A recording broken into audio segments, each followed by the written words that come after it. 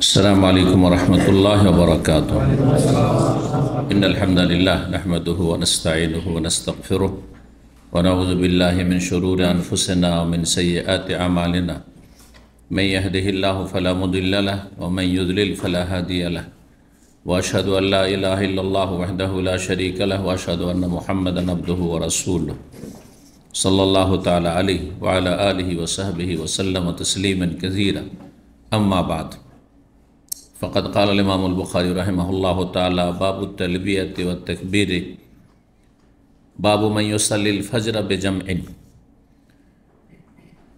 क़ाल हद्दसना उमर इब्न हफ़्स इब्न ग़ियास क़ाल हद्दसना अबी क़ाल हद्दसना अल-आमश क़ाल हद्दसनी उमारत अन Abdurrahman अन अब्दिल्लाह रज़ियल्लाहु अन्हु क़ाल मा रअयतु नबी सल्लल्लाहु अलैहि वसल्लम सल्ला सलातन लिग़ैरि मीक़ातिहा इल्ला सलातैन जमा बैनल मग़रिब वल इशाई व सल्लल फ़ज्र क़ब्ल मीक़ातिहा। মহান আল্লাহ সমস্ত প্রশংসা সালাত এবং সালাম নাযিল প্রিয় নবী সাল্লাল্লাহু আলাইহি ওয়াসাল্লামের উপর। আজ মঙ্গলবার 6 জিলকাদা 1445 হিজরি মোতাবেক 14 মে 2024। আমাদের ধারাবাহিক আলোচনা সহিহুল বুখারীর হজের পর্ব নম্বর 21। ইমাম বুখারীর হজের পর্বের অধ্যায় নম্বর 99।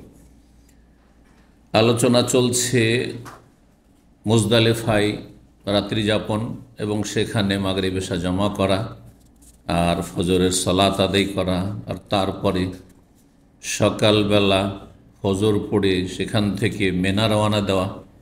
এই বিষয়গুলি সম্পর্কীয় হাদিসগুলি আজকে আসবে।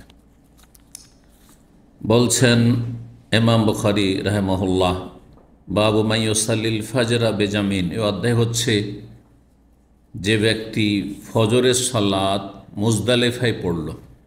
জামউন মুজদালিফার নাম, জামা মুজদালিফার একটি নাম। মুজদালিফায় যেই ব্যক্তি ফজর পড়ল সে ঠিক করল ওয়াজিব কাজ না সুন্নাত না ঠিক নয়, ঠিক এবং কাজটি হচ্ছে মানে রাত্রি যাপন হচ্ছে ওয়াজিব আর ফজর পড়া সেটা সুন্নত। রাতের কিছু অংশ যদি থাকে তো ওয়াজিব আদায় হয়ে যাবে, ওয়াজিব আদায় হয়ে যাবে, ওয়াজিব ফজর পর্যন্ত থাকা নয়। কিন্তু ফজর পর্যন্ত যদি কারো অসুবিধা না থাকে থাকতে, যেমন কালকে বলেছি যারা দুর্বল মানুষ তাদেরকে পারমিশন দেওয়া হয়েছে অর্ধেক রাত পরে, বাকি সবাই থাকবে ফজর পর্যন্ত, ফজরের সালাত পড়বে, তারপরে জিকির আজকার করবে, আর যখন ফর্সা হয়ে যাবে সূর্য ওঠার আগেই সেখান থেকে রওনা দেবে। দুটি জায়গা থেকে সকালবেলা রওনা দেওয়ার বিষয় রয়েছে, দুটোতে পার্থক্য রয়েছে। এই পার্থক্যটি মনে রাখবেন। 9 তারিখে সকালবেলা ফজর পড়ে মেনা থেকে আরাফা রওনা দেওয়া, ঠিক না? 9 তারিখে সকালবেলা, 8 তারিখে মেনায় থাকলেন, 5 ওয়াক্ত সালাত পড়লেন, তারপর 9 তারিখে সকালবেলা ফজর পড়ে মেনা থেকে আরাফার উদ্দেশ্যে রওনা দেওয়া। এটি হবে সূর্য ওঠার পর সুন্নত, সূর্য ওঠার আগে সুন্নত নয়, তবে জায়েজ প্রয়োজনবশত। সূর্য উঠিয়ে দিয়ে আরাফার উদ্দেশ্যে রওনা দেবেন মেনা থেকে, এটাই হচ্ছে সুন্নত, এটি হচ্ছে উত্তম। সুন্নত মানে উত্তম কাজ। ছুটে গেলে দম লাগবে না, কিন্তু বিনা কারণে ছেড়ে দিলে নেকি কমবে। আর 10 তারিখে মুজদালিফা থেকে যখন মেনা আসবেন সকালে, তখন ফজর পড়ে ফর্সা হলে সূর্য ওঠার আগে বেরিয়ে যাওয়া সুন্নাত। সূর্য উঠিয়ে দেওয়ার পরে কেউ যদি বের হয় তাহলে জায়েজ, জায়েজ। আর কারণবশত হয় ভিড় ভাড়ে, অনেক সময় ভিড়ে বাস জ্যাম লেগে আছে আর আপনি বাসে বসে আছেন, আপনি বাঁয়ে হেঁটে যেতেও পারবেন না, আর হেঁটে গেলে হারিয়ে যাবেন হয়তো, বা হাঁটতে পারবেন না, বাস আছেন আপনার হামলার কাফেলার, সুতরাং বাসে বসে থাক বাধ্য। অনেক সময় সূর্য উঠে যাচ্ছে, মুজদালিফাতে আছেন, সেটা তো ইচ্ছা করে হলো না। কিন্তু যারা যেতে পারবেন, সুন্নত হচ্ছে ফজর পড়ে একটু দোয়া করা, জিকির আজকার করা, এই জায়গায় দোয়া কবুল হয় এই সময়, আর তারপরে সূর্য ওঠার আগেই প্রস্থান করা মেনার উদ্দেশ্যে মুজদালিফা থেকে। তাহলে দুটো তো পার্থক্য হলো। জি, তো ফজরের সালাত পড়বেন মুজদালিফায়, এটি হচ্ছে সুন্নাত, আর রাত্রি যাপন ওয়াজিব, যেমনটা বলছিলাম। 1682 নম্বর হাদিস বর্ণনা করেছেন আব্দুল্লাহ ইবনে মাসউদ রাদিয়াল্লাহু তাআলা আনহু। তিনি বলছেন, মা রাআইতুন নবী সাল্লাল্লাহু আলাইহি ওয়াসাল্লাম সাল্লাত লিগাইরি মিকাতিহা, আমি নবী সাল্লাল্লাহু আলাইহি সাল্লামকে কোনো সালাত তার যথা সময় ছাড়া, নির্দিষ্ট সময় ছাড়া অন্য সময় পড়তে দেখিনি, লিগাইরি মিকাতিহা ইল্লা সালাতানে, তবে দুটো সালাত, স্বাভাবিক যে নির্ধারিত বা নির্দিষ্ট সময়, শেষ সময়ে তিনি ব্যতিক্রম করেছেন দুটো ক্ষেত্রে, দুটো জায়গায় স্বাভাবিক যে সালাতের সময়, সেই সময়ে ব্যতিক্রম করেছেন দুই ক্ষেত্রে। এক হচ্ছে মাগরিব আর এশা জমা করেছেন কোথায়? মুজদালিফা, দুটোই মুজদালিফায় মাগরিব এশা জমা করেছেন। মাগরিবকে মাগরিবের সময় পড়েননি, কখন পড়েছেন? এশার সময় পড়েছেন, এশার সময় পড়েছেন। জামা বাইনাল মাগরিব ওয়াল এশা, মাগরিব আর এশা জমা করেছেন। জামা তাখির, বিলম্বে জমা করা, অর্থাৎ মাগরিবকে এশার সময় পড়া। আর তার আগে যে জোহর আসর জমা ছিল আরাফাতে, সেটি জামা তাকদিম, অগ্রিম জমা করা, জোহরের সময় আসর পড়ে নেওয়া সুন্নাত। এই একটি হয়ে গেল মাগরিব এশা জমা করা। তো মাগরিবটা তাহলে যথাসময়ে হইল না, নির্ধারিত সময় পার করার পরে হইল জমা করা।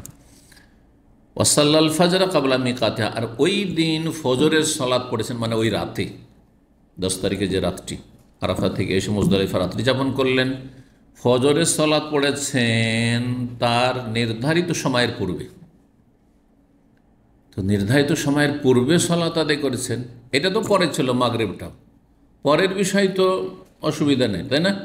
কিন্তু সময়, ফজর তো আর কারোর সাথে জমা করা যায় না, ফজরকে তো এশার সাথে জমা করা যায় না, আর জোহরের সাথে জমা করা যায় না, ফজর সালাত এমন সালাত। তো এটিকে সময়ের আগেই পড়েছেন, এর ব্যাখ্যা কি?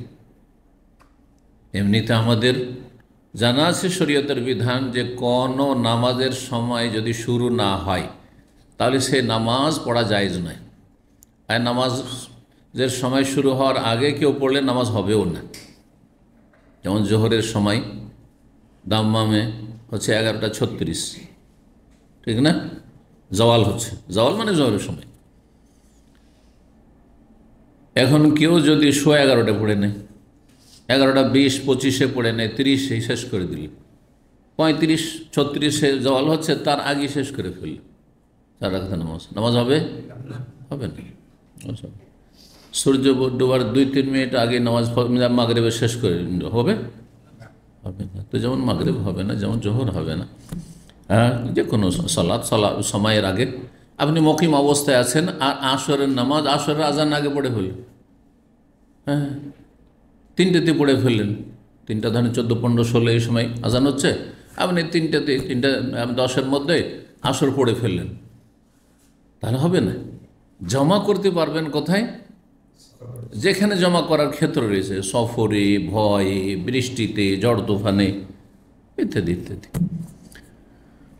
তো সময়ের আগে নামাজ হবে না। আর এখানে বলছেন ইবনে মাসউদ রাদিয়াল্লাহু তাআলা, নবী স্যার ফজরের নামাজ পড়েছে কাবলা মিকাত, মানে কাবলা ওয়াক্তিহা, মিকাত মানে ওয়াক্ত, তার সময়ের আগেই।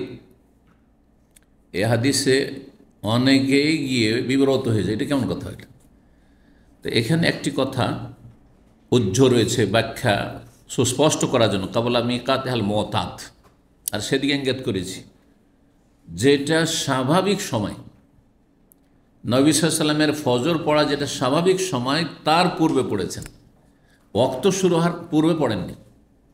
আর কালকে এই বিষয়টা বলছিলাম যে যখন ফজরের আজান হওয়ার সাথে সাথে, ধরেন আপনার তাড়াতাড়ি ডিউটি আছে না, আর একটা মশলা জানেন, কারণ আপনারা ডিউটি করছেন, আর এরকম পরিস্থিতির শিকার অনেকে, সকাল সকাল যেতে হয়, দূরে যেতে হবে, গাড়ি অনেক সময় দাঁড়িয়ে আছে, আপনি জামাত পড়বেন, গাড়ি ছুটে, তাহলে জামাতের অপেক্ষায় বসে থাকবেন না, কি করবেন? যেমনই আল্লাহু আকবার আজান হয়েছে, তার মানে শুভ সাদেক হয়ে গেছে, আপনি সুন্নাত 2 রাকাত, ফরজ 2 রাকাত পড়ে নিলেন, আর পড়ে নেওয়ার পরে গাড়িতে চললেন, হবে না? হবে না।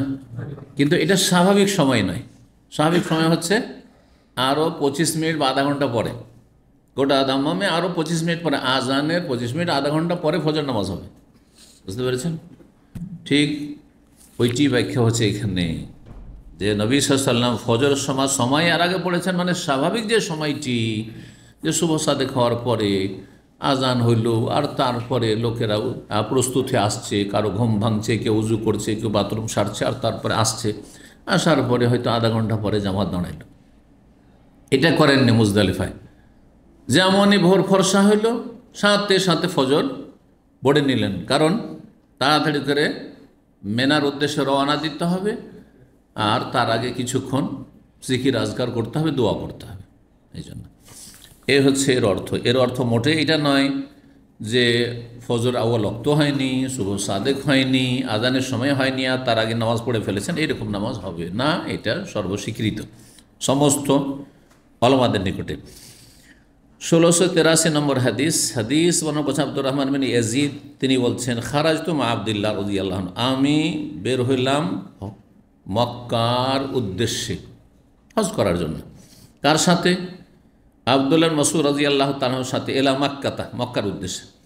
সুম্মা কাদিমনা জামান, হজ শুরু করলেন, আর তারপরে আমরা মুজদালিফা আসলাম।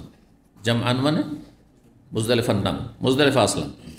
ফাসাল্লা সালাতাইনি, 2 সালাত পড়লেন, মাগরিব এশা পড়লেন। কুল্লু সালাতিন ওয়াহদাহা বিআযানিন ওয়া ইকামাতিন, কিন্তু প্রত্যেকটি সালাত পৃথক পৃথক পড়লেন, প্রত্যেক সালাতের জন্য এক আযান এক ইকামত।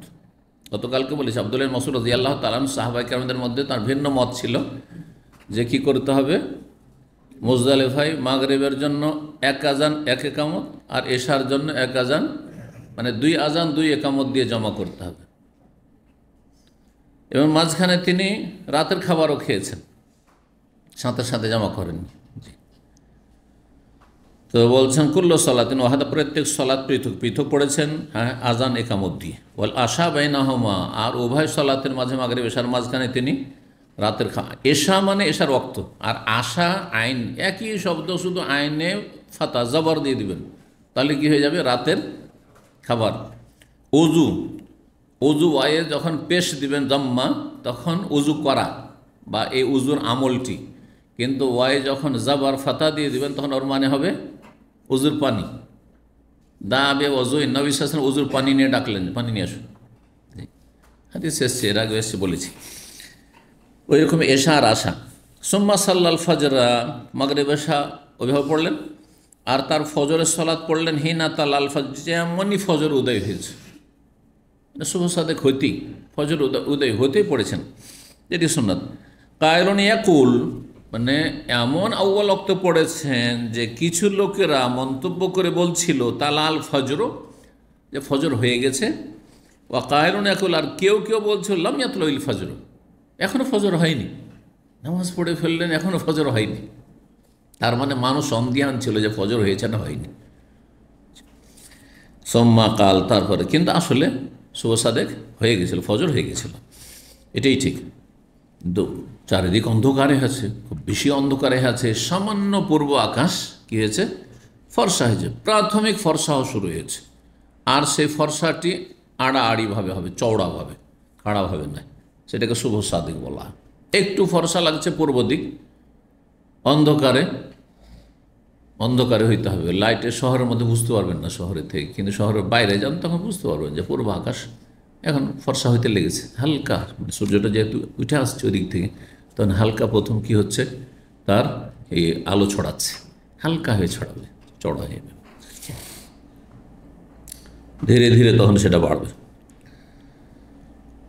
তারপরে বললেন আব্দুল্লাহ মাসউদ, ইন্না রাসূলুল্লাহ সাল্লাল্লাহু আলাইহি ওয়াসাল্লাম বলেছেন, ইন্না হাতাইনি সালাতান হুওয়ালাতা আন ওয়াক্তিহিমা ফি হাযাল মাকান, এই দুটো সালাত আপন সময় থেকে স্থানান্তরিত করা হয়েছে এই জায়গায়।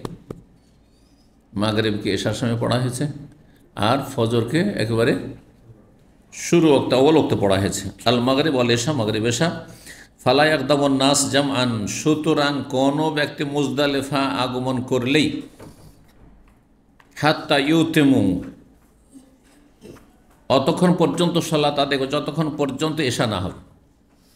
ধরেন কেউ আগে ভাগে চলে এসছে না, এশার টাইম হইতে দাও, কালকে বলেছি যে মাগরিবের টাইম হচ্ছে সোয়া ঘন্টা, এই সোয়া ঘন্টাতে ধরেন 1 ঘন্টার ভিতরে চলে এসছে, কেউ 45 মিনিটে চলে এসছে। রাস্তা যদি খালি থাকে, যারা ভিআইপি তাদেরকে তো আগে রাস্তা ক্লিয়ার করে, বা তাদের জন্য একটা রোডই ক্লিয়ার থাকে, তাদের গাড়ি থেমে থাকে না যাবে, তাহলে তো 10 মিনিটও লাগবে না আরাফা থেকে মুজদালিফা আসতে, চলে আসলো। তাহলে মাগরিবে সূর্য ডোবার সাথে ছাড়লো আরাফা থেকে, আর 5-10 মিনিটের মধ্যে চলে আসলো। তো তার মধ্যে নাম, যেহেতু নবী সাল্লাল্লাহু আলাইহি ওয়াসাল্লাম এশার সাথে জামাত তাখির করেছেন, তাখির করতে হইল, মাগরিবের সময়ই হয়ে গেল, তাহলে বোঝা গেছে। সেই জন্য বলছেন অতক্ষণ পর্যন্ত কি করবে না, মুজদালিফা এসে যতক্ষণ এশা না হবে ততক্ষণ সালাত পড়বে না। ও সালাতুল ফজর হাযিহি, আর ফজরের সালাত এই ওয়াক্তে, মানে একেবারে ওয়াল ওয়াক্তে, যে ওয়াক্তে আমি পড়লাম। সুম্মা ওয়াকাফা, ফজর পড়ার পরে অবস্থান করলেন এক জায়গায়, হাত্তা আসফারা, এমনকি ফর্সা হয়ে গেল ভোর আকাশ, ভোরের মানে পূর্ব আকাশ, ভোর একবার স্পষ্ট হলো, ফর্সা হয়ে গেল, কিন্তু সূর্য উঠল না। সুম্মা কাল, তারপরে বললেন, আব্দুল্লাহ মাসউদ হজে এসছেন, তিনি বিশিষ্ট সাহাবী, আর ছিল খেলাফতের আমল ওসমান রাদিয়াল্লাহু তাআলা আনহুর, ওসমান রাদিয়াল্লাহু খলিফা, যেহেতু তিনি নেতৃত্ব দিচ্ছেন। তো সেই সময় ভাবছেন যে আমিরুল মুমিনিন উসমান রাদিয়াল্লাহু লেট করবেন নাকি, কারণ ফর্সা হয়ে গেছে, তার মানে এখান থেকে মেনা রওনা দেওয়ার সময় হয়ে গেছে। তো তাই তিনি বলছেন, লাউ আন্না আমির আল আফাদ আল আন আসাবাস সুন্নাহ, যদি এখন আমিরুল মুমিনিন বেরিয়ে পড়তেন এই সময়, কিসের উদ্দেশ্যে, মেনার উদ্দেশ্যে, আসাবাস সুন্নাহ, তাহলে সঠিক সুন্নতকে পেয়ে যেতেন, সুন্নত মোতাবেক আমল করতেন। ফামা আদরি, এই কথা বলতে নেই, ওইদিকে উসমান তো বেরিয়ে গেছেন, তো তিনিও সুন্নাত জানছেন, তো উনি না দেখে বলেছেন যে এই সময়টা বেরিয়ে গেলে সহি সুন্নার আমল হতো। এই যে ওইদিকে উসমান বেরিয়েছেন, উসমান রাদিয়াল্লাহু আগে বেরোলেন না তিনি আগে কথা বললেন, বলছে আমি বুঝি না, মানে ঠিক ওই একই সময় হয়েছে, এ কথা বলছেন। ফামা আদরি, বর্ণনাকারী বলছেন আব্দুর রহমান বিন ইয়াজিদ, আমি বুঝছি না, কওলুহু কানা আসরা, তার এই কথাটি বলা দ্রুত ছিল, আমদাফা ওসমান, নাকি উসমান রাদিয়াল্লাহু তাআলা আনহুর সেখান থেকে বেরিয়ে যাওয়া, রওনা দেওয়া দ্রুত ছিল, তার আগে ছিল। ফালাম ইয়াজাল ইউলাব্বি, তারপর সেখান থেকে সর্বদা তালবিয়া পাঠ করতে থাকলেন, কন্টিনিউ একবারে। এই সময়গুলোতে বেশি বেশি তালবিয়া পাঠ করতে হবে। হজের সময় আপনি যখন তাঁবুতে বসে আছেন, এদিক সেদিক যেখানে আছেন, যতক্ষণ জেগে আছেন তালবিয়া পাঠ করা সুন্নাত, কিন্তু যখন এক জায়গা থেকে আরেক জায়গা নড়াচড়া করবেন তখন সেটি আরও গুরুত্বপূর্ণ, আরও গুরুত্বপূর্ণ, এ কথাটি জেনে রাখতে হবে। এই জন্য ধরেন আপনি মিকাত থেকে এহরাম বেঁধেছেন, উমরার কথাই বলি, মিকাত থেকে তাইফ দিয়ে যাচ্ছেন, এহরাম বেঁধেছেন, আর তারপর বাস চলতে লেগেছে, বেশি বেশি তালবিয়া পাঠ করে, কারণ এখন আপনি মুভ করছেন, নড়াচড়া করছেন। তারপরে যখন হোটেলে চলে যাবেন, হোটেলেও তালবিয়া পাঠ করতে পারেন, কিন্তু হোটেলে তালবিয়া পাঠের চাইতে এই রাস্তাঘাটে তালবিয়া পাঠ করা, যখন নড়াচড়া করছেন, তখন বেশি গুরুত্বপূর্ণ, এই হাদিসগুলি প্রমাণ করে। এইভাবে মেনা থেকে যখন 9 তারিখে আরাফার দিয়ে যাচ্ছেন, মেনাতে তো আপনি থাকলেন জোহর থেকে নিয়ে একবারে ফজর পর্যন্ত, তার মধ্যে তালিও পাঠ করবেন, কিন্তু তার চাইতে বেশি পাঠ হবে, গুরুত্ব দিতে হবে কখন, যখন রাস্তায় চলছেন। এর উপরে খানিকটা আমল আছে, কিন্তু বেদাতি তরিকা আমল আছে, আমল তো আছে, কিন্তু বেদাতি তরিকা কেন বললাম, এ সম্মিলিত এক আওয়াজে, একজন ইমাম সাহেব আর বাকি সব মুক্তাদি, লব্বাইক আল্লাহুম্মা লব্বাইক, লব্বাইক লা শারীকা লাকা লব্বাইক, সুর ধরে সবাই এক ঝাঁকে, না না ঝাঁক দিয়ে নয়, নিজের নিজের তালবিয়া পাঠ করতে, এটি সুন্নাহ। এই কথা যদি বলেন তো চুপ হয়ে যাবে, কারণ সবাই ভয়ে ভয়ে যে কি জানি আমার উচ্চারণে ভুল না হয়। অধিকাংশ অশিক্ষিত, অধিকাংশ ভালো করে মুখস্থ নেয় তালবিয়া, হ্যাঁ, আর জানি না, কারণ শয়তান খুশি হয় বেদাত করলে, আর সুন্নাত করলে অসন্তুষ্ট হয়, যার ফলে শয়তান বলছেন এক সুরে বল, যেখানে দেখবেন যে গুনাহ শয়তান খুশি, সেটাই মানুষকে করতে ভালো লাগে। কেন, এটা ভালো করে দেবে, যেই কাজটা করলে গুনাহ শয়তান খুশি হয়, ওইটাই করতে মানুষকে ভালো লাগবে, এটা মানুষের নেচার, ওটা একটা প্রমাণিত। জিকির আজকার দেখেন, একা একা জিকির আজকার করেন, মানে সহি আকিদার আহলুল হাদিস সকাল সন্ধ্যারই জিকির করে না, অধিকাংশই আমাদের দিনই সার্কেলের অনেকে যদি জিজ্ঞাসা করে আপনারা কয়জন সকাল সন্ধ্যার জিকির করে এসছেন, অধিকাংশ ফেল, ভুলে গেছি। ঘুমাবার আগে, ঘুম থেকে উঠে বাথরুমে ঢোকার সময়, বের হওয়ার সময় ভুলে যায়। কিন্তু বেদাতি জিকির দেখেন, এই মাহফিলের সম্মিলিত দুরুদ, আল্লাহুম্মা হ্যাঁ, আর তারপরে মহব্বতের সাথে একটু জিকির করুন, লা ইলাহা ইল্লাল্লাহ, লা ইলাহা ইলাহা নাই বলে বক্তা ছেড়ে দিল জাহিল। কত করছে এরা বড়ই ধুমধামের সাথে। কারণ শয়তান খুশি হচ্ছে যেতে। বেদাত করলে শয়তান খুশি হয়, যাক আমার সঙ্গী বানাইতে পেরেছি। কিন্তু সুন্নত করলে শয়তান অসন্তুষ্ট হয়, যার ফলে মানুষকে করতে ভালো লাগে না বা ভুলিয়ে দেয়। বোঝা গেছে না? শয়তান ভুলিয়ে দেয়, শয়তানে কিন্তু ভোলায়।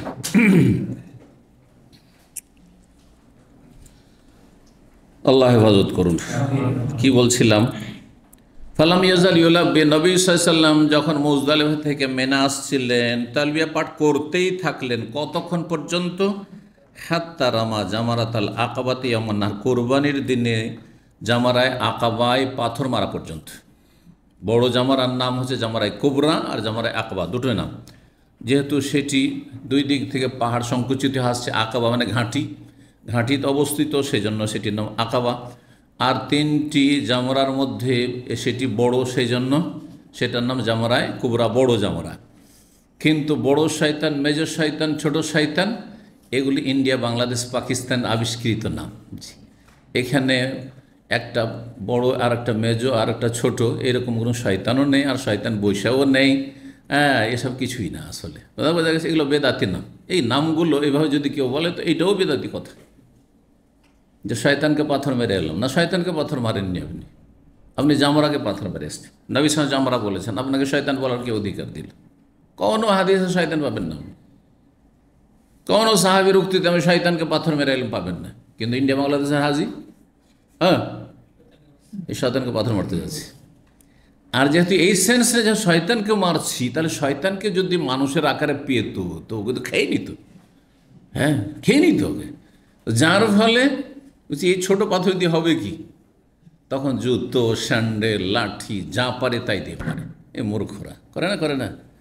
কিন্তু যদি আপনি দিনের জ্ঞান রাখতেন, নাইটের নবী সাল্লাল্লাহু আলাইহি ওয়াসাল্লামের সুন্নাহ, হ্যাঁ, আর এতে শয়তানকে লাঞ্ছিত করা হয়, হ্যাঁ, লাঞ্ছিত করা হয়, ধিকৃত হয় শয়তান, কিন্তু শয়তানকে মারি না। নবী সাল্লাল্লাহু আলাইহি ওয়াসাল্লামের সুন্নাহ কায়েম করেছিল, ইকামাতে যিকরিল্লাহ। হাদিসে কি এসেছে?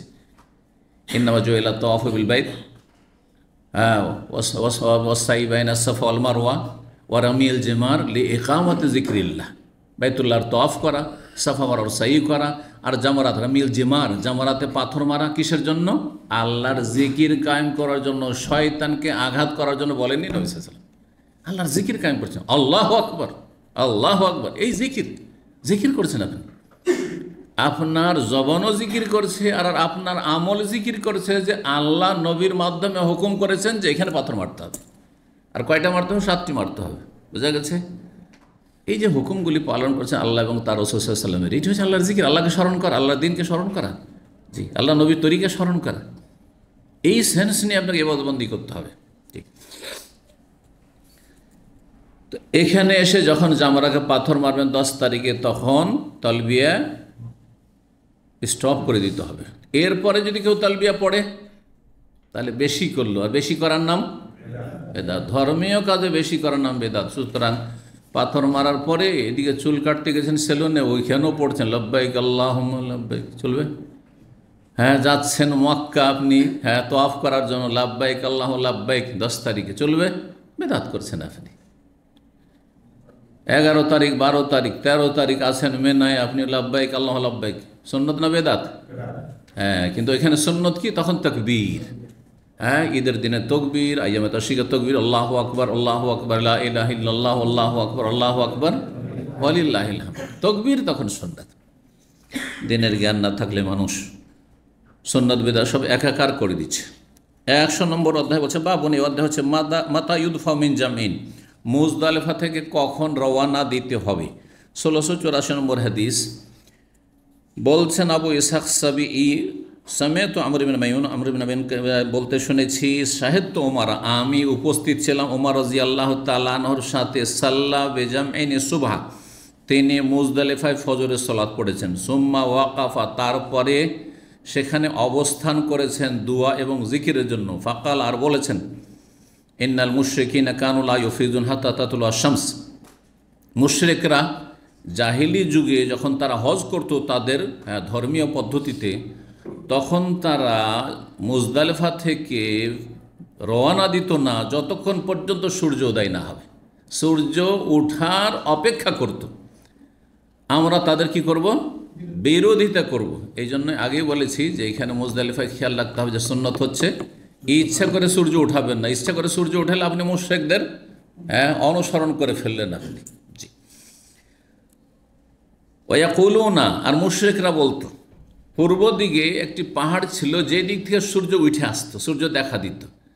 সামনে পাহাড়, আর পাহাড়ের ওপাশ থেকে সূর্যটা উঠে আসছে, সেই জন্য সাবির একটি পাহাড় ছিল। সেই পাহাড়কে তারা আশরিক সাবির, আশরিক সাবির, হে সাবির পাহাড়, সূর্য উঠাও, সূর্য উঠাও, যেন পাহাড়ে সূর্য উঠাচ্ছে, মানে সূর্যটা দেখাও, সূর্য উঠাও। আশরিক, মশরিক থেকে, বাইনাল মশরিক ওয়াল মাগরিব, মশরিক পূর্বকে বলা। আশরিক সাবির, সূর্য উদিত করো হে সাবির পাহাড়। আশরিক সাবিরও মানে আশরিক ইয়া সাবির। ওয়ান্নান নবী সাল্লাল্লাহু আলাইহি ওয়াসাল্লাম খালাফা, নবী সাল্লাল্লাহু আলাইহি ওয়াসাল্লাম তাদের বিরোধিতা করেছেন। সেই জন্য ফজর পড়ে ফর্সা হতেই, সূর্য ওঠার আগেই সেইখান থেকে রওনা দিয়েছেন মিনার উদ্দেশ্যে। সুম্মা আফাজা, তারপরে উমর রাদিয়াল্লাহু তাআলা আনহু রওনা দিলেন কাবলা আন তাতুলা শামস, সূর্য ওঠার আগেই, যাতে করে মুশরিকদের বিরোধিতা হয়। 101 নম্বর অধ্যায় বাবু তালবিয়াতে ওয়া তাকবীরে গাদাতান নাহরি হাত্তা ইয়ারমিল জামারাতা। এই অধ্যায় হচ্ছে লাব্বাইক পড়া, তালবিয়া পড়া আর তকবীর পড়া। কখন? গাদাতান নাহরে, কুরবানির দিন সকালবেলা। কতক্ষণ পর্যন্ত? হাত্তা ইয়ারমিয়াল জামারা, জামরায় পাথর মারা পর্যন্ত। ওয়াল ইরতেদা ফিস-সাইর, আর বাহনে চলার সময় পেছনে কাউকে উঠিয়ে নেওয়া। বাহনে কাউকে উঠানো যাবে কি না, এটাও একটা মাসলা। কেন যে এটা কোনো মাসলা হলে? হ্যাঁ মাসলা। কেউ তো ভাবতে পারে যে একটা উটের পিঠে একজন চাপবেন, আপনি দুজন চাপলেন তো ওজন ডবল করে দিলেন, আপনি এটা জুলুম করলেন না হাইওয়ানের ওপর, পশুর ওপর? জি, সেই জন্য এইরকম মশলাগুলিও প্রমাণ করার জন্য, বৈধতা প্রমাণ করার জন্য হাদিস নিয়ে এসছেন, আর অধ্যায়ে এই পয়েন্টটা নিয়ে এসছেন যে কাউকে গাড়িতে উঠাতে পারবেন কি না, হ্যাঁ কয়জনকে উঠাতে পারবেন। এখানে আপনার মশলা জানতে হবে না। সরকার অ্যালাউ করেছে যে একটা কার যদি হয় তো পেছনে 3 জন, কিন্তু 4 জন উঠেন, অসুবিধা নেবে। আমরা পাতলা পাতলা মানুষ আছি, আমরা হ্যাঁ হালকা মানুষ আছি, 4 জন উঠে যাই, 5 জন ঠেসা ঠেসি করে উঠে যায়। তাহলে আপনি হ্যাঁ ট্রাফিক আইনের খেলাপ করলেন না, তাহলে সরকারের বিরোধিতা করলেন না। না না, এখন চেকচাক হয় না, অসুবিধা নেই, না চেকচাক হয় না, কিন্তু আল্লাহ তো বলছে ওয়াউলিল আমরে মিনকুম, সরকার আইন মেনে চলা। বুঝতে পেরেছেন? আপনি যদি এই সেন্স নেন আমি এর বেশি উঠাবো না, 120 পারমিশন, 120-এর বেশি চালাবো না, আমি 80 শহরের ভিতরে 80-এর বেশি চালাবো না। কিসের জন্য? আল্লাহর সন্তুষ্টির জন্য এবং রসুলের তরিকা চলার জন্য। ওয়াউলিল আমরে মিনকুম, শাসকের আনুগত্য করো বৈধ কাজে, নেকি পাবেন আপনি। কিন্তু যদি বলেন যে একটু সিগন্যালটা তো রেড আছে, আর ক্যামেরাও নাই এখানে, আর এখন কোনো ট্রাফিক নাই, সকাল সকাল 1.5 রাস্তাও খালি আছে, তাহলে গুনাহগার হইলেন আপনি। এগুলো কয়জন চিন্তা করছেন? তাহলে আপনার চলাফেরা সবসময় কিন্তু হ্যাঁ ইসলামের আলোকে নয়।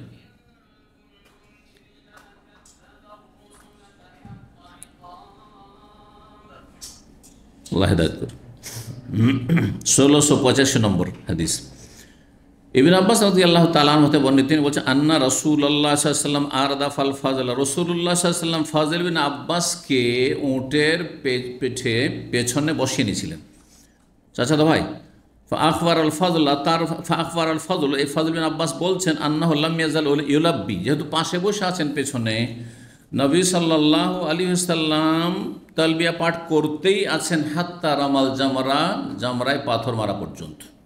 সাথে বসে আছেন পিছনে, তাহলে আসতে পড়লেও শুনতে পাচ্ছেন, পাশের লোক শুনতে পাবে না, অন্য বাহনে থাকলে বা হাঁটলে হয়তো, কিন্তু নবী সেটে বসে আছেন, যেমন হোন্ডায় বসে থাকে পিছনে মোটর সাইকেলে, ঠিক তেমন ওটার পিঠে বসে আছেন, পাশাপাশি শুনতে পাচ্ছেন, পড়তে আছেন তালবিয়া, পড়তে আছেন তালবিয়া, পড়তে আছেন কতক্ষণ পর্যন্ত? গোটা রাস্তা, গোটা রাস্তা 3-4 কিলোমিটার বা তারও বেশি, 5 কিলোমিটার, টোটাল 5 কিলোমিটার হয়ে যাবে যদি মসজিদে মাশআরুল হারাম থেকে, মুজদালিফা মসজিদ থেকে যদি আপনার জামরা ধরা যায় তাহলে 5 কিলোমিটার উপর হবে। জি, পড়তেই আছেন, এটি হচ্ছে সুন্নাত। তাহলে হাদিসে কি আসলো? তালবিয়া পড়ার কথা আসলো, তকবীর পড়ার কথা আসলো না, তকবীর পড়ার কথা আসলো না। আরেকটি হাদিস দেখেন, 1686, 1687, কারণ এখানে সনদ দুটি আছে, ওই জন্য দুটি নাম্বার দিয়েছে যারা নাম্বারিং করেছেন। এবং বুখারী কিন্তু নাম্বারিং করেনি, নাম্বারিং এই আপনার 40-50 বছরের ভিতরে হয়েছে, তার আগে কোনো নাম্বারিং ছিল না হাদিসে,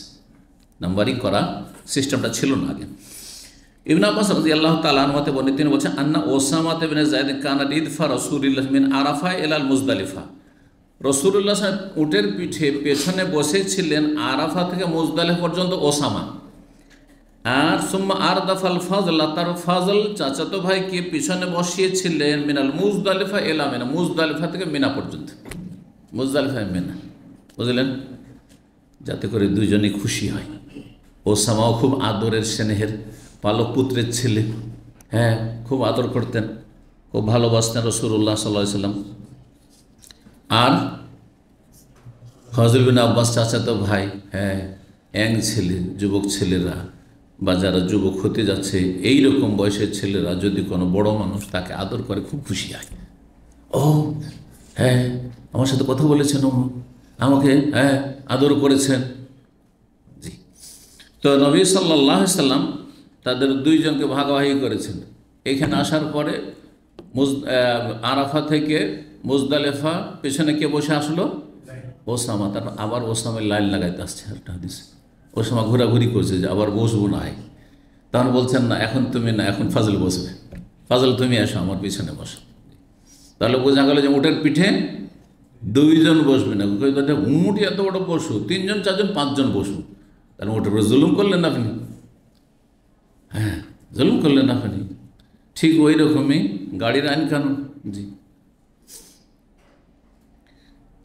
তো এই হাদিসে কি রয়েছে? ওসামা বিন যায়েদ রাসূলের পিছনে বসলেন আরাফাতে মুজদালিফা, আর তার ফাজলকে বসে মুজদালিফাতে মিনা পর্যন্ত। কালা ফাকিলাহুমা কালা, দুইজনই বর্ণনা করেছে। তাহলে আরাফা থেকে একবারে মিনা পর্যন্ত নবী সাল্লাল্লাহু আলাইহি সাল্লাম যে তালবিয়া পাঠ করতে থেকেছেন, এই কথাগুলি বর্ণনা করছেন কে? হ্যাঁ, এই দুইজন সাহাবী, দুইজন, ওসামা এবং ফজল।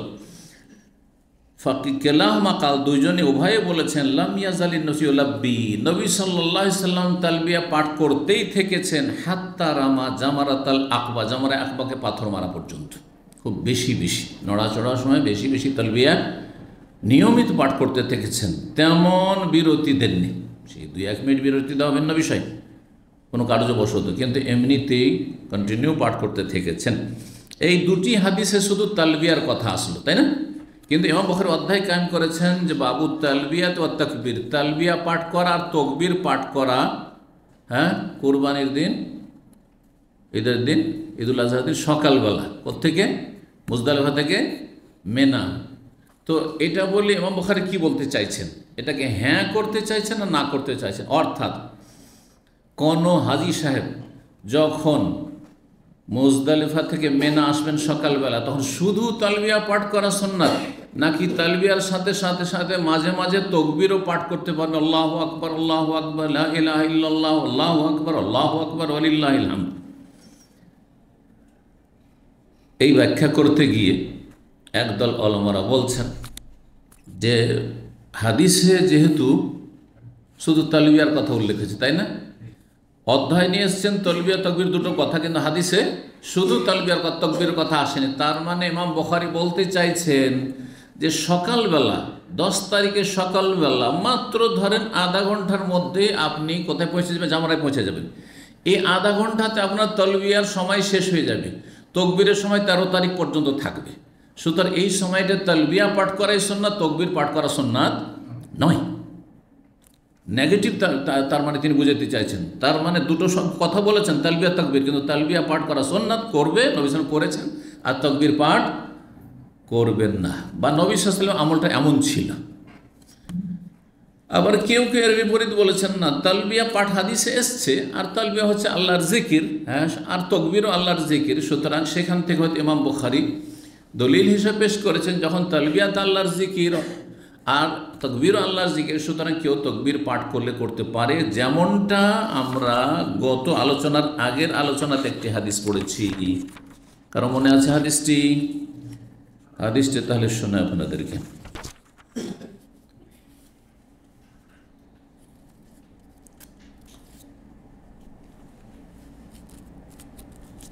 অধ্যায় নম্বর 86। এই অধ্যায় ছিল কত নম্বর?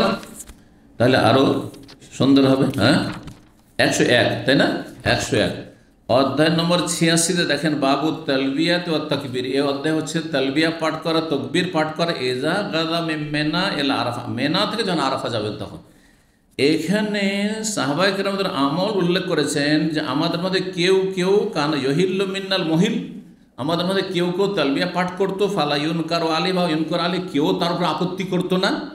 ওই ইউকাব্বির মিনাল মুকাব্বির, কেউ কেউ তাকবীরও পাঠ করতো কিন্তু ফালা ইউনকার আলী, তার উপরেও কেউ আপত্তি করেনি যে কেন তাকবীর পাঠ করছে। তাহলে কেউ তাকবীর পাঠ করলে সেটা জায়েজ। কিন্তু এখানে অধ্যায়টা রয়েছে মেনা থেকে আরাফা যাওয়ার সময় 9 তারিখের সকালের কথা, আর 10 তারিখের সকালের ক্ষেত্রে ওখানে বিষয়টি স্পষ্ট নেই। সেই জন্য যেহেতু এই কথাটি বেশি শক্তিশালী মনে হচ্ছে, যেহেতু তালবিয়ার সময় শেষ হয়ে চলে আসছে, একবারে শেষ দিকে আর তালবিয়া পড়ার সুযোগ আসবে না, সুতরাং এই সময়টা বেশি বেশি আল্লাহর সামনে হাজিরের ঘোষণা করা। লব্বাইক আল্লাহুম্মা লব্বাইক, আল্লাহ হাজির, আল্লাহ হাজির। লব্বাইক লা শারীকা লাক লব্বাইক, আল্লাহ তোমার সামনে হাজির, তোমার কোনো শরীক নেই।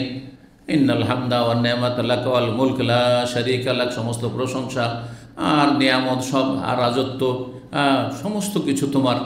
জি, লা শারীকা লাক, তোমার কোনো শরীক নেই। এইটা পড়াটাই সহি সুন্নাহ। জি, আল্লাহু তাআলা আলাম। তো তারপরে 102 নম্বর অধ্যায় হচ্ছে বাবুন। এই অধ্যায় হচ্ছে মান তামাত্তা বিল উমরাতি আল হাজে, কেউ যদি হজের সাথে উমরা ভোগ করে। হজের সাথে উমরা ভোগ করা মানে হজের তামাত্ম করা এবং হজে কেরান করা দুটোই। কিন্তু কোরআনের ভাষায় তামাত্ম শব্দটি এসছে, কিন্তু উদ্দেশ্য তামাত্তর শাব্দিক অর্থ ভোগ করা। আপনি হজ মৌসুমে একটা সফরে গিয়ে উমরাও করে নিলেন, আর এটি 2 হজে হইতে পারে। হজে তামাত্তুতে হইতে পারে যেটা পৃথক পৃথক, আর হজে কেরানে হইতে পারে যেটা একসাথে। এই জন্য কোনো হাজি যদি হজে তামাত্ম করে তার উপরও কুরবানি ওয়াজিব, আর কেউ যদি কেরান করে তবুও কুরবানি ওয়াজিব। একমাত্র শুধু হজ যদি হজে ইফরাদ করে তাহলে কুরবানি ওয়াজিব নয়। তো আল্লাহ বলছেন, যেই ব্যক্তি হজের সাথে উমরা ভোগ করবে, ফামাস্তাইসারা মিনাল হাদি, যথাসাধ্য হাদির কুরবানি জবাই করবে। আর এই বিধান কার্জন যালিকা লিমান লাম ইয়াকুন আহলুহু হাযিরিল মসজিদিল হারাম। আচ্ছা, হাদি যদি কুরবানি না করতে পারে তাহলে 3টি রোজা ওখানে, আর সাবআতিন ইজার, বাড়ি ফিরে এসে 7টি 10টি রোজা রাখতে হবে একটা কোরবানির বদলে। অভাবীদের জন্য, অথবা পেল না, পয়সা আছে কিন্তু কোরবানি পাওয়া গেল না হজ মৌসুম। আর মক্কার লোক যদি হজে তামাত্তু কেরান করে তাহলে তাদের আল্লাহ ডিসকাউন্ট দিয়েছেন যে তোমাদেরকে কোরবানি করা লাগবে না। আল্লাহ বলছেন যালিকা লিমান লাম ইয়াকুন আহলুহু হাযিরিল মসজিদিল হারাম, সূরা বাকারা 196। 1688 নম্বর হাদিস, আবু জামরা তাবি বর্ণনা করছেন, আমি জিজ্ঞেস করলাম ইবনে আব্বাস রাদিয়াল্লাহু তাআলা আনহুমাকে, বলছে কি সম্পর্কে? আনিল মুতআতে, হজের তামাত্তু সম্পর্কে। ফাআমারানি বিহা, আমাকে নির্দেশ দিলে হজের তামাত্তু করো। রাসূলুল্লাহ সাল্লাল্লাহু আলাইহি ওয়াসাল্লাম করতে বলেছেন, সবাইকে উৎসাহিত করে, সবাইকে করে যার কাছে কোরবানি পশু ছিল না। ওয়াসাআলতু আনিল হাদি, আর কোরবানির পশু সম্পর্কে জিজ্ঞাসা করলে কোরবানি করতে হবে। ফাকাল, হ্যাঁ, হজে তামাত্তু করলে, তামাত্তু সেটা আপনার পারিভাষিক তামাত্তু হজে তামাত্তু, অথবা শাব্দিক তামাত্তু মানে হজে কেরানও যদি করো, ফিহা জাজুরুন, তাতে উট জবাই করতে হবে, আও বাকারাতুন, অথবা গাভী জবাই করতে হবে, আও শাতুন, না হলে কমপক্ষে যদি কেউ গোটা উট জবাই করে, গোটা গাই জবাই করে, তো জায়েজ না জায়েজ নয়? নফল করলো, একটা ভাগ তার ওয়াজিব আর বাকি 6 ভাগ নফল হলো তার। জি, আও শাতুন, অথবা সর্বনিম্ন একটি ছাগল, আও শিরকুন ফি দামিন, অথবা একটি কুরবানিতে শরিকানা। আপনি শরিক হয়তো 7 ভাগের 1 ভাগ দেবেন, যেমন অন্য হাদিসে রয়েছে। কালা ওয়া কান্না নাসান কারিহা, যেন কিছু লোকেরা এটাকে অপছন্দ করতো, সেই জন্য বিষয়টি জিজ্ঞেস করছেন। কিছু লোকেরা অপছন্দ করতো, সাহাবায়ে কেরাম, ওমর রাদিয়াল্লাহু তাআলা, উসমান রাদিয়াল্লাহু, এই 2 খলিফা নিষেধ করতে জনগণকে যে তোমরা ওমরা করবে, নতুন সফর করে আসবে, একটু কষ্ট করে বেশি নেকি করবে, আর এক সফরের সুবিধাবাদী হজে আর হজে তামাত্তু করে যাও, মাঝখানে আবার হালাল হয়ে থাকবে, এইটা করিও না। কিন্তু তারা নিষেধ মানে তারা নাজাইজ বলে নিষেধ করতেন যে একটু কী করো, হজের সফরে শুধু হজটাই করে যাও। তাদের ব্যক্তিগত ইজতিহাদ ছিল।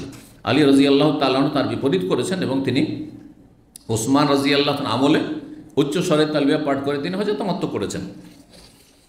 তো তো বলছেন যে কিছু লোকেরা যেহেতু এটাকে অপছন্দ করতো, ফানিমতু, আবু জামরা তাবেই বলছেন যে আমার একদিন ঘুম চলে আসলো, ঘুমের সময়, রাতে হোক দিনে হোক, ঘুমিয়ে গেলাম। ফারাআইতু ফিল মানাম, স্বপ্নে দেখলাম, কান্না ইনসানান ইউনাদি, যেন এক ব্যক্তি উচ্চ স্বরে বলছে, হাজ্জুন মাবরুর ওয়া মুতআতুন মুতাকাব্বালা, হজ মকবুল হয়েছে এবং তোমার তামাত্ম কবুল হয়েছে।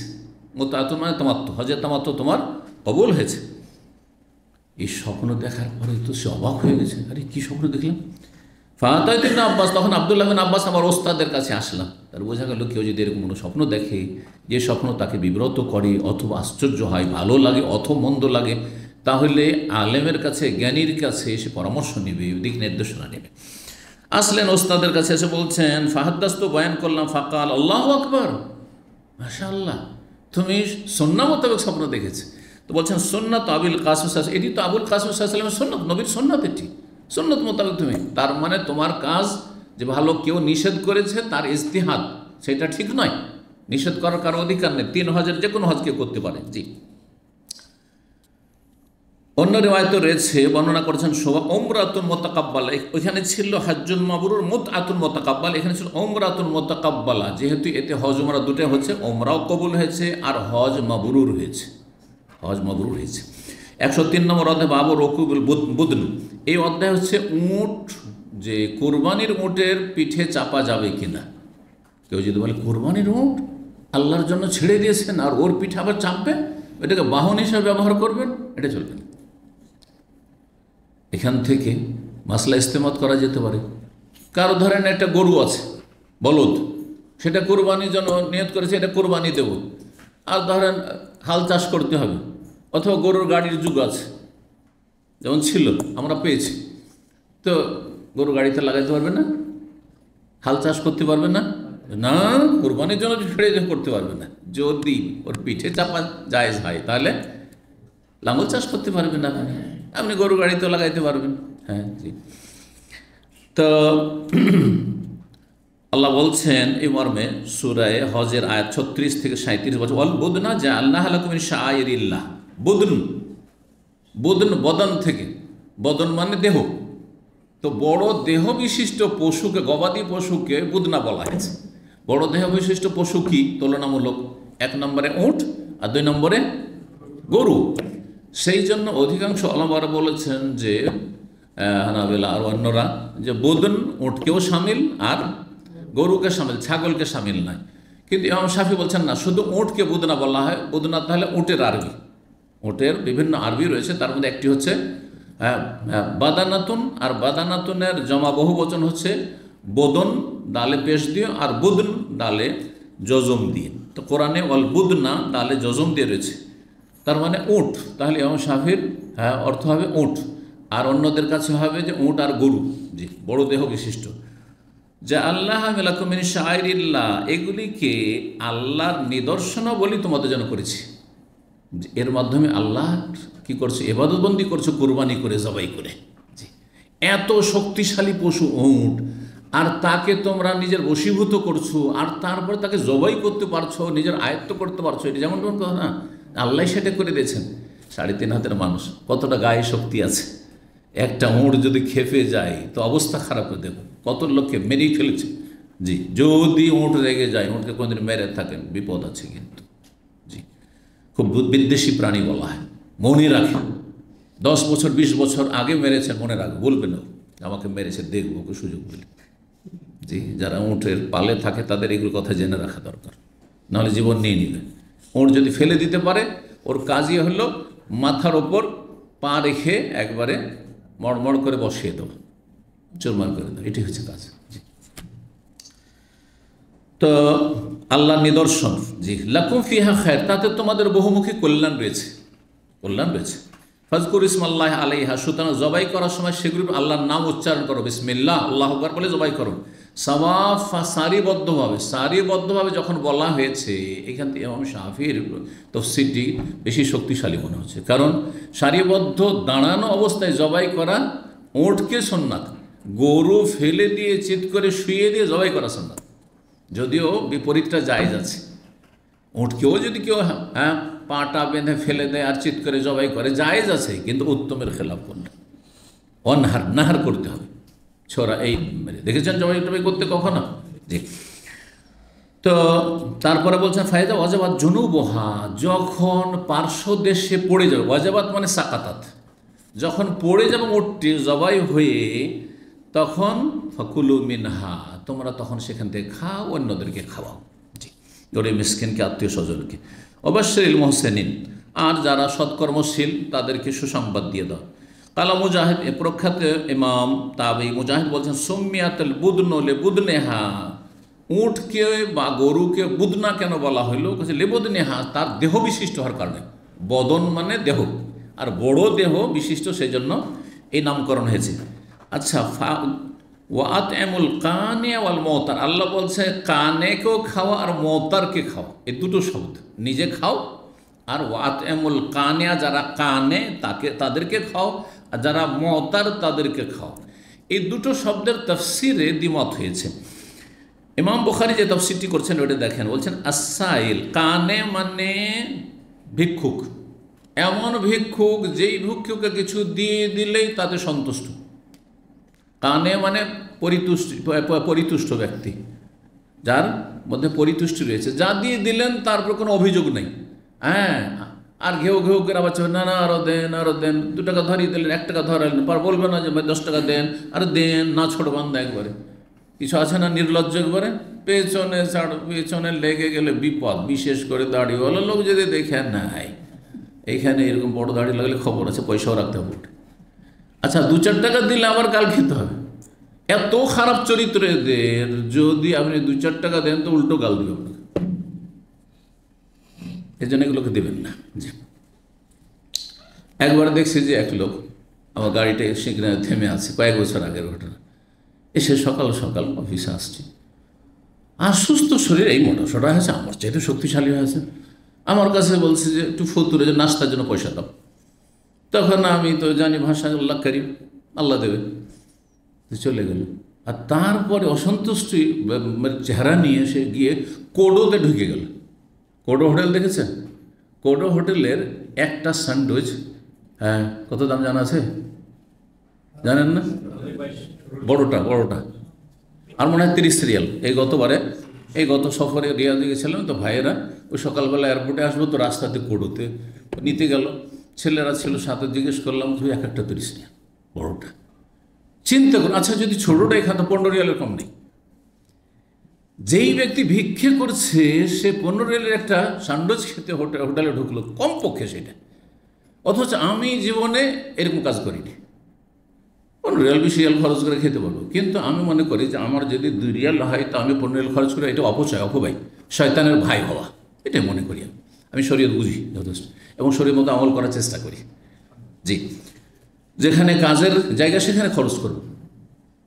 এই জন্য ওমরা যাই, আমি বাসে 16 ঘন্টা লাগাই না, তখন আল্লাহর সন্তুষ্টির জন্য আমি আরামে যাব, গিয়ে সাথে সাথে ইবাদতবন্দি করতে পারবো, আর আমি লম্বা সময় দিয়ে ইবাদত বন্দিতে আমি হারামে বসতে পারবো। আমি ফ্লাইটে 500 টাকা খরচ করে চলে যাই, কিন্তু আমি 15 টাকা 20 টাকা দিয়ে, যেখানে 2 টাকা নাস্তা হবে, 3 টাকা নাস্তা হবে, বাসায় নাস্তা হবে, কেন আমি দিতে যাব? বুঝতে পেরেছেন? কোরআন হাদিসের জ্ঞান যদি থাকে আর সে অনুযায়ী আমল থাকে, তো দেখবেন তাতে বরকত আছে, তাতে বারাকা আছে। তো আশ্চর্য হইলাম, এই জন্য বললাম এই ঘটনা, যে এই রকম পেশাদার ভিক্ষুককে ভিক্ষা দেবেন না, কারণ অধিকাংশ অসতেরা। চিন্তা করুন, মানুষের কাছ থেকে 2 টাকা 5 টাকা নিয়েও ঢুকছে 15 রিয়াল 20 রিয়াল। 15 রিয়াল তো শুধু স্যান্ডউইচটা, তো তার সাথে একটা জুস লাগবে, ওটাতে 5-10 রিয়াল আরও। চিন্তা করুন তো দেখি। তো কানের তফসির করছে ইমাম বুখারী যে ভিক্ষুক কিন্তু তাতে পরিতুষ্ট থাকে, সেজন্য কানে বলা হয়েছে। কানাআত মানে হচ্ছে পরিতুষ্টি। ওয়াল মোতার কাকে বলা হয়? মোতার যে মানুষের পিছে পিছে ঘুরে বেড়ায়, একেবারে নাছোড় বান্দা, হ্যাঁ, পিছনে পিছনে ঘুরে বেড়ায়। আল্লাযী ইয়াতাররু বিল বুদনি মিন গানিইন আও ফাকির, সচ্ছল অথবা অভাবী, যে দেখে যে কোথায় কোরবানি হচ্ছে, কোরবানি জবাই হচ্ছে, ওখানে লাইন লাগিয়ে বসে আছে ও নেওয়ার জন্য। আবার কোথায় একটা কোরবানি তো ছুটলো ওখানে নেওয়ার জন্য, মানে ওর মন ভরছে না, পরিতুষ্টি নেই।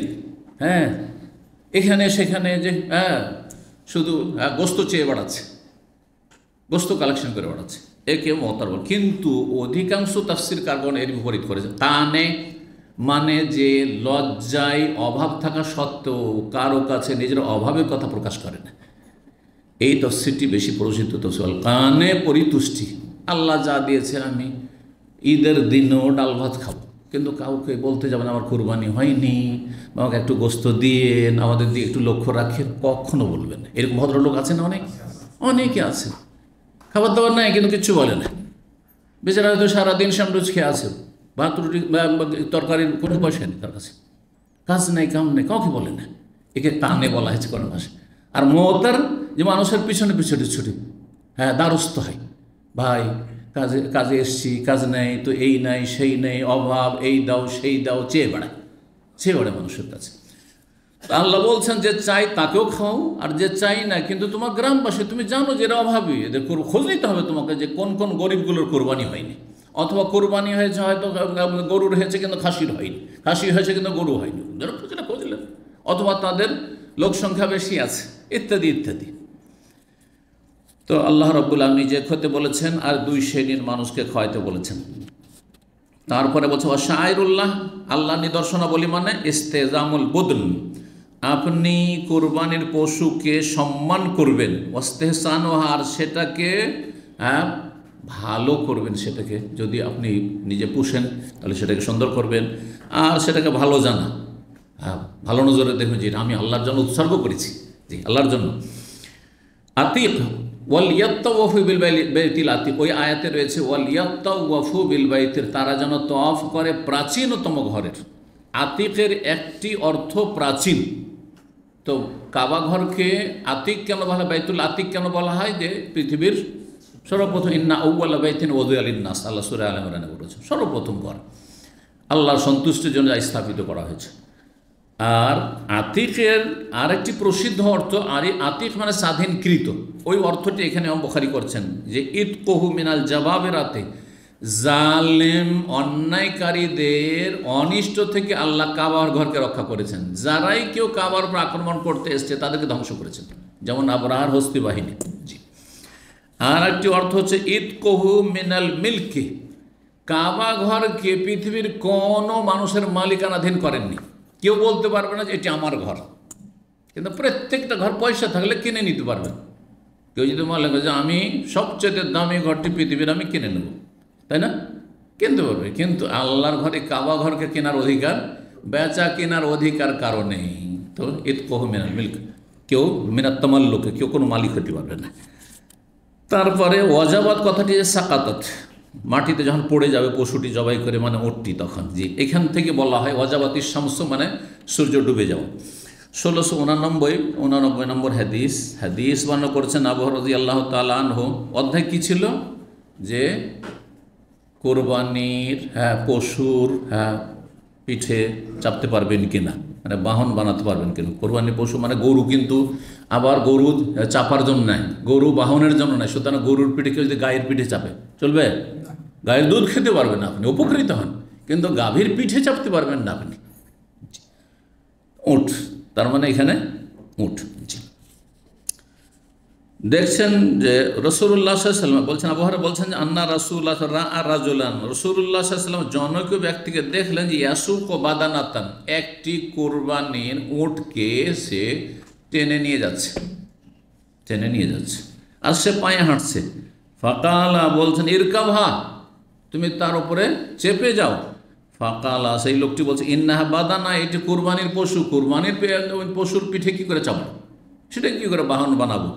কালা ইরকাবহা, চড়ে নাও।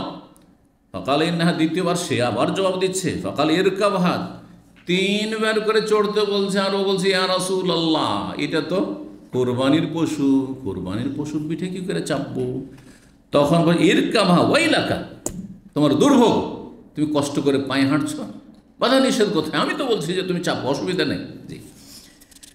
1690 নম্বর হাদিস, আনাস রাদিয়াল্লাহু বর্ণনা করছে আন্না রাআ রাজুলান ইয়াসুকু বাদনা, ওই হাদিসটাই কিন্তু বর্ণনাকারী ওখানে আবু হুরায়রা, এখানে আনাস। ঘটনা আরেকটিও হইতে পারে, আবার একই ঘটনা হইতে পারে। বলছেন যে নবী সাল্লাল্লাহু আলাইহি ওয়াসাল্লাম দেখলেন জনৈক ব্যক্তিকে যে সে একটি উটকে হাঁকিয়ে নিয়ে যাচ্ছে। ফাকালা ইরকাভা, চড়ে নাও। কালে ইন্নাহা বাদানা, এটি কোরবানি পশু। কালে ইরকাভ হয়, ইন্নাহা বাদানা, কালে ইরকাভা সালাসান, 3বার করে রাসূলুল্লাহ বলেছেন। 104 নম্বর অধ্যায় হচ্ছে বাবু মান সাকাল বদনা মাহু, কেউ যদি উট বা গরু যাই হোক কোরবানির পশু নিজের সাথে করে নিয়ে হজে যায়, তো এটা কেমন? এটিও জায়েজ, নবী সাল্লাল্লাহু আলাইহি সাল্লাম, কিন্তু বলা যাবে না যে সুন্নাত, করতে হবে, করলে এটি সুন্নাত হলো, আর না করলে আপনি সুন্নাত ছেড়ে দিলেন, এমন নয়। তবে মুস্তাহাব কাজ। কেউ যদি সাথে করে নিয়ে যায়, বাড়ির পশু ধরেন আছে, বাড়ির পোষা, ধরেন বাড়ির পোষা জিনিস যদি জবাই করে, ওর একটা মায়া আছে, মায়া আছে। যে কোনো জিনিসের উপরে মানুষের মায়া হয়ে যায়। মানুষকে আল্লাহ এমনভাবে সৃষ্টি করেছেন যে রুমটায় থেকেছেন, ব্যাচুলার রুম, পরের রুম ছেড়ে দিয়ে গেলে আপনার কোনো অধিকার নেই, তারপরে ওইখানে থেকে একটা মায়া হয়ে গেছে, হয় না? দাম্মামের একটা মায়া হয়ে গেছে। এবং দাম্মামে ছাড়া অন্য শহরে গেলে ভালোই লাগে না, ঠিক না? মনে হচ্ছে এটি আমাদের জায়গা না, চলে যেতে হবে। ওই রকমের দুনিয়ার এমন মায়া হয়েছে যে যদি অসুস্থ হয়ে যায়, মরমর অবস্থা, হাওয়া মাও শুরু করে দেয়, মানে দুনিয়াকে এমন কামড়িয়ে ধরেছে, আর যেতে চায় না আল্লাহর কাছে, আখেরাত যেতে চায় না, যাদের ইমান দুর্বল। কিন্তু যার ইমান মজবুত, দুনিয়া ঠিক ওই রকমই। যেমন বাসা ভাড়া বাসাতে দামামা থেকে এসেছি, কত বাসা ছেড়েছি, ঠিক ওই রকমের দুনিয়া। নবী সাল্লাল্লাহু আলাইহি সাল্লাম, এ তো বাসা ভাড়ার সাথে উদাহরণ। নবী সাল্লাল্লাহু আলাইহি সাল্লাম গাছের ছায়ার সাথে, একটা গাছ, মাঠে গাছ, যাচ্ছিলাম, একটু ক্লান্ত হয়েছি, গাছের তলায় কিছুক্ষণ বিশ্রাম নিলাম, থেকে যাবো নাকি? সুন্দর গাছ থেকে যায়, এখানে থাকবে। 5 স্টার হোটেল হলে থাকবেন না আপনি রাস্তায়। আমি মক্কা যাচ্ছি, হজ করতাম, আমি 5 স্টার এখানে শুইতে এসেছি নাকি, ঠিক না? দুনিয়া ওই রকমই। সুতরাং ইমানকে মজবুত করুন। দুনিয়া কারো জন্য স্থায়ী নয়। নবী রসুল থেকে শুরু, রাজা বাদশাহ, যদি পয়সা দিয়ে আর ক্ষমতা দিয়ে দুনিয়া খরিদ করা হইতো, তো রাজা বাদশাহগুলো অসুস্থ হইতো না, শাসকরা মরতো না, তারা সারা জীবন থেকে ইয়াওয়াদ্দু আহাদুহুম লাউ ইউআম্মারু আলফা সানা, আল্লাহ কাফেরদের সম্পর্কে বলেছেন, হাজার হাজার বছর তারা বাঁচতে চায়। কিন্তু আল্লাহ সময় নির্ধারণ করেছেন, আপনার আমার কোনো এখতিয়ার নেই, ক্ষমতা নেই। যাই হোক, ওর সাথে করে নিয়ে যাওয়া ভালো যদি কেউ নিয়ে যায়। আজ রাস্তা থেকে কেনে তবুও জায়েজ, ওখানে গিয়ে যদি কেনে তবুও জায়েজ, যে কোনো জায়গায় কেনেন। কিন্তু কোরবানির ওঁট, যে হাজিদের কোরবানির ওঁট জবাই হইতে হবে মেনায় হলে উত্তম। ভালো করে শোনেন, মেনায় হলে 1 নম্বর উত্তম, আর 2 নম্বরে হচ্ছে মক্কার যে কোনো জায়গায় জবাই করা যাবে, যে কোনো জায়গায় জবাই করা যাবে। কিন্তু মক্কার হারামের ভিতরে হইতে, হারামের বাইরে হইলে হবে। হারামের বাইরে দেখছেন যে বর্ডার লেখা আছে, যেখানে হারাম শেষ হয়ে গেল, তারপরে বাইরে আপনি জবাই করছেন, তাহলে কুরবানি হবে না। যেমন এদিকে মদিনা থেকে যখন ঢুকবেন, প্রথম মহল্লা পড়বে আপনার, প্রথম তো একটা ছোট্ট শহর আছে জমুম, সেখানে জবাই করলে কুরবানি হবে না। আর তারপরে আপনি একবারে মক্কা শহরের সাথে লেগে, শহরের একটা অংশ, একটা মহল্লা নওয়ারি, যেখানে মাইমুনা রাদিয়াল্লাহু আনহা কবর আছে, সেখানে জবাই করলে কুরবানি হবে না, কারণ এটা হুদুদ হারামের বাইরে। অনেকে জিজ্ঞাসা করেন, জেদ্দার লোকেরা বিশেষ করে, যে শেখ হজ তো করলাম, কিন্তু কুরবানি করে খরচ খরচা করে কুরবানি করলাম, আর গোস্ত খেতে পেলাম না, তো এটা জেদ্দায় করে নিলে হয় না? হবে না, মোটেই হবে না। এই কুরবানি হবে না, এটা বাড়ির কুরবানি আপনার হবে, কিন্তু হজের কুরবানি আপনাকে হুদুদ হারামের ভিতরে করতে হবে, আর মেনার ময়দানে করলে বেশি ভালো। জি। তো 1691 নম্বর হাদিস, ইবনে ওমর রাদিয়াল্লাহু তাআলা আনহু বলছেন যে তামাত্তা রাসূল ফি হাজ্জাতিল ওয়াদাই, রাসূলুল্লাহ সাল্লাল্লাহু আলাইহি ওয়াসাল্লাম বিদায় হজে কি করেছেন? তামাত্তু করেছেন। হজে তামাত্তু করেছেন, কিন্তু এটা ভাষাগত, পারিভাষিক নয়, শাব্দিক তামাত্তু, মানে হজের সাথে উমরা ভোগ করেছেন। হজের সাথে উমরা ভোগ করা মানে হজে কিরান করেছেন। ও আহাদা, এবং হাদি নিয়ে গেছিলেন। হাদি নিয়ে গেলে তো মাঝখানে হালালি হইতে পারছেন না, তাহলে হজের তামাত্তুর প্রশ্নে ওঠে, হজে কিরান করেছেন। ফাসাকা মাহুল হাদি সাথে করে নিয়ে গিয়েছিলেন। কোথা থেকে? জুলহুলাইফা থেকে, মদিনা থেকে 430 কিলোমিটার। ওয়াবাদা রাসূলুল্লাহ প্রথম শুরু করলেন, আর তারপরে ওমরা এবং হজের এহরাম করলেন। এখানে মনে হচ্ছে যে আগে ওমরার তালবিয়া পাঠ করেছেন, তারপরে হজের, না, দুটোকে একসাথেই করেছেন। কিন্তু কি বলেছেন? লাব্বাইক উমরাতান ওয়া হাজ্জান, আগে উমরা শব্দটি বলেছেন, সেই জন্য এখানে বর্ণনাকারী এভাবে বয়ান করেছে, কিন্তু একসাথে নিয়োগ করেছেন। রাসূলুল্লাহ সাল্লাল্লাহু আলাইহি ওয়াসাল্লাম কি করলেন? ফাতামাত্তান নাস, লোকেরাও তামাত্তু করলো। যাদের কাছে কোরবানি পশু ছিলেন হজে তামাত্তু করেছে, যাদের কোরবানি পশু ছিল হজে কিরান করেছে, তারাও উমরা ভোগ করেছে। ফাকান মিনান নাসমান আহদা, কেউ কেউ হাদি নিয়ে গিয়েছিল, ফাসাকাল হাদি, হাদি মদিনা থেকে হাঁকিয়ে নিয়ে গেছিল। অমিনহুম মাল্লাম ইহুদে, কেউ কেউ হাদি নিয়ে যায়নি। ফালাম্মা কাদিমান নবী সাল্লাল্লাহু আলাইহি ওয়াসাল্লাম মক্কা, মক্কা যখন আসলেন লোকদেরকে বললেন, তোমাদের যার কাছে হাদি আছে সেই ব্যক্তি হালাল হতে পারবে না, যা কিছু এহরাম অবস্থায় হারাম তো হারাম একবার 10 তারিখ পর্যন্ত, হাত্তা একজি হাজ্জা, হজ পুরা করা পর্যন্ত। অমাল্লাম এখন মাহুল আহদা মিনকুম, অমাল্লাম এখন মিনকুম আহদা, যার কাছে হাদি নেই, ফালিয়াতু বিল বাইত, সে বাইতুল্লাহ তওয়াফ করে নিক, সাফা মারওয়া সাই করে নিক, ওয়ায়ুকাসসির, চুল ছোট করে নিক, আর তারপরে হালাল হয়ে যাক, মানে উমরা করে নিয়ত পরিবর্তন করে হালাল হয়ে যাক।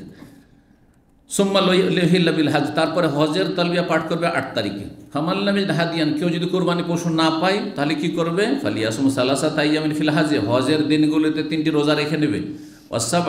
সাবআতান ইযা রাজা ইলা আহলি, পরিবারের কাছে ফিরে এসে, বাড়িতে ফিরে এসে 7টি রোজা রাখবে। ফাতাফা, তওয়াফ করলেন। হিনা কাদা মক্কা, মক্কা গিয়ে নবী সাল্লাল্লাহু আলাইহি ওয়াসাল্লাম কী করলেন? তওয়াফ করলেন। ওয়াস্তালামা রুকুন, এবং রুকুন মানে হাজরে আসওয়াদের কণা, হাজরে আসওয়াদ ছুঁইলেন এবং চুমা দিলেন। আউয়ালা শাইন, প্রথম শুরু করলেন কোত্থেকে? হাজরে আসওয়াদ থেকে। আর শুরু করলেন কি দিয়ে? যদি সম্ভব হয় তো এইটি হচ্ছে উত্তম সুন্নত, যে প্রথম গিয়ে হাজরে আসওয়াদে চুমন দেবেন মুখ দিয়ে অথবা হাত দিয়ে, তারপর হাতে চুমন দেবেন। এখান থেকে শুরু করলেন।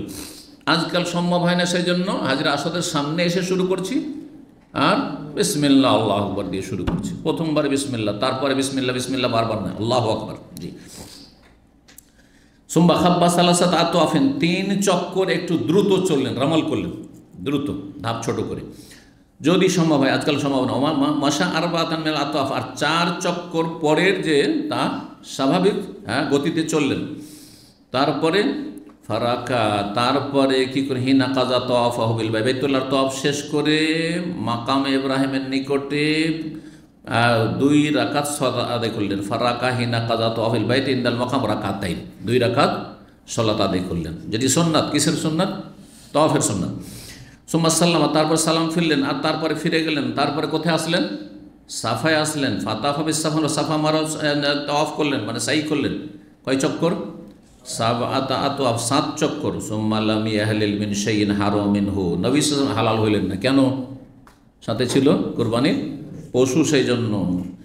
হাত্তা কাজাহা, যতক্ষণ হজ সম্পূর্ণ না করে 10 তারিখ। নাহারাহা দিয়ে কোরবানি পশু জবাই করলেন, ইয়াউমান নাহারে, কোরবানি দিনে, তারপরে হালাল হইলেন, তারপরে চুল কাটলেন। ওয়াফাজ, আর বাইতুল্লাহর তওয়াফে ইফাজা করলেন, আসলেন, আসার পরে ফাতাফা বিল বাইতুল্লাহর তওয়াফ করলেন। বাইতুল্লাহর তওয়াফ করার পরে পরিপূর্ণ হালাল হলেন। তাহলে হালাল হওয়ার 2টা স্তর আছে। একটা স্তর হচ্ছে প্রাথমিক স্তর, সেটা হচ্ছে প্রথম 10 তারিখে জামরায়, বড় জামরায় পাথর মারবেন, আর পাথর মারার পরে কুরবানি যদি নিজে করেন তাহলে কুরবানিটা করে নেবেন।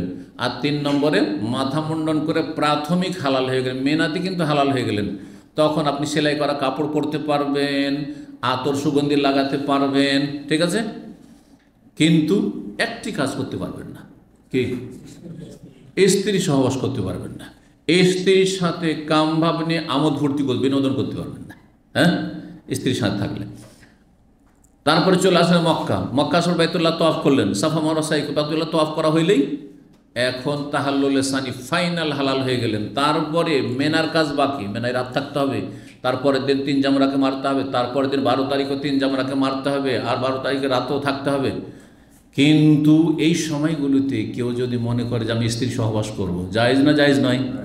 জায়েজ, কারণ ফাইনাল হালাল হয়ে গেছেন। জি, তো আলোচনা শেষ হচ্ছে। এখান থেকে বলছেন যে তারপরে সব কিছু হালাল হয়ে গেল বাইতুল্লাহর তওয়াফ করার পরে, হারামেন যেগুলি এহের অবস্থায় হারাম ছিল। ওয়াফাল মিসলাম আফাল রাসূলুল্লাহ সাল্লাল্লাহু আলাইহি ওয়াসাল্লাম, আর যা কিছু রাসূলুল্লাহ সাল্লাল্লাহু আলাইহি ওয়াসাল্লাম করেছেন সেইটাই করলেন। কে করলেন? ইবনে ওমরের কথা, আব্দুল্লাহ বিন ওমর প্র্যাকটিক্যাল হজ করে দেখাচ্ছেন। আব্দুল্লাহ বিন ওমরের হজ তার ছেলে সালেম বিন আব্দুল্লাহ বর্ণনা করছেন। রাসূলুল্লাহ যা করেছেন তাই করলেন। কারা? মান আহাদা ওয়াসাকাল হাদিয়া মিনান নাস, যারা হাদির পশু নিয়ে এসেছিল সাথে করে, তারা ওই রকমই করলেন যেমন রাসূলুল্লাহ সাল্লাল্লাহু আলাইহি ওয়াসাল্লাম করলেন। 1692 ছোট্ট তার আগের হাদিসেরই অংশ, যেন বিনা সনদে নিয়ে এসছে। ওরওয়া আয়েশা থেকে বর্ণনা করছেন, ফি তামাত্তুহি বিল উমরাতি আল হজ হজের সাথে ওমরা ভোগ করা সম্পর্কে ফাতামাত্তা নাসু মাহুল, লোকেরা সবাই হজে তামাত্তু করলো। বেমিসরিল্লাজি আখবানি সালেম, যেমন সালেম বর্ণনা করেছেন তার পিতা আব্দুল্লাহ বিন উমর রাদিয়াল্লাহু তাআলা আনহু থেকে, তিনি রাসূলুল্লাহ সাল্লাল্লাহু আলাইহি ওয়াসাল্লাম, যাদের কাছে কোরবানি পশু ছিল না তারা হজে তামাত্তুই করেছে, আর যাদের কাছে কোরবানি পশু ছিল তারা হজে কেরান করেছে। সেটাও এক ধরনের তামাত্তু, কারণ হজের মৌসুমে তারা উমরার সওয়াব পেয়ে গেল এবং উমরার নিয়তকে একসাথে নিয়ে চললো। এখানেই আজকের আলোচনা শেষ করছি। ওয়া জাযাকুমুল্লাহু খাইরান ওয়া সাল্লাল্লাহু আলা নবিয়িনা মুহাম্মদ ওয়া আলা আলিহি ওয়া সাহবিহি আজমাইন।